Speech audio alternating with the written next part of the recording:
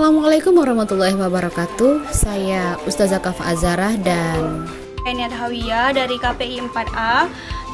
kami akan mempresentasikan materi kami yang berjudul mengenai prinsip-prinsip komposisi pidato.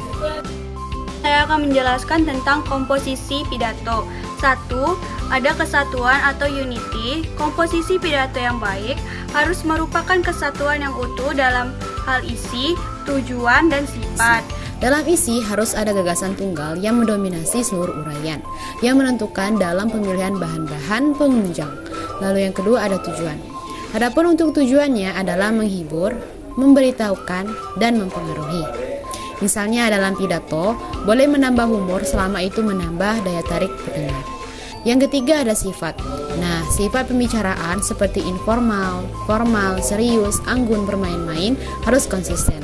Hal ini menentukan pemilihan bahan, gaya bahasa, atau pemilihan kata-kata.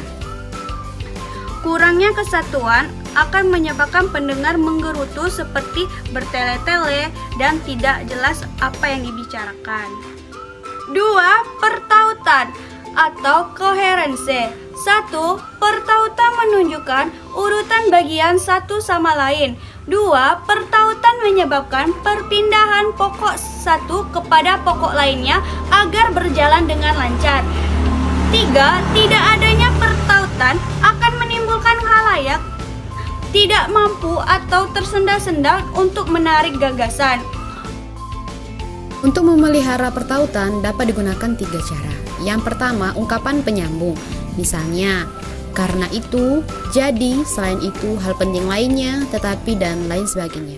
Lalu yang kedua, paralelisme, mensejajarkan struktur kalimat yang sejenis dengan ungkapan yang sama untuk setiap pokok pembicaraan.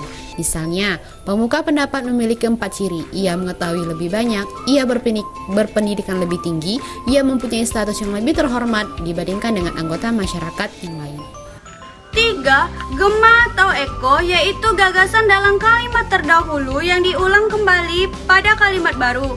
Misalnya, ketiga hal di atas yang disebut terakhir dan lain sebagainya.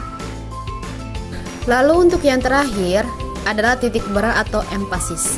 Titik berat ialah penekanan pada hal-hal yang penting. Contoh yang harus diberi penekanan, gagasan utama, ikhtisar uraian, pemikiran baru, perbedaan pokok, hal yang harus dipikirkan halayak, dan lain sebagainya. Prinsip-prinsip komposisi pidato adalah kesatuan atau unity, pertautan atau coherence, dan titik berat atau empasis. Nah, titik berat dalam tulisan pidato dinyatakan dengan tanda garis bawah, huruf miring, atau huruf besar. Maka, beberapa gagasan dalam pidato harus ditonjolkan dalam titik berat. Yang lain dikebelakangkan, sebagian ditekankan, dan sebagian lagi diuraikan sambil lalu lalang. Demikianlah presentasi kami. Lebih dan kurang kami mohon maaf kepada Allah, sama-sama kita mohon ampun.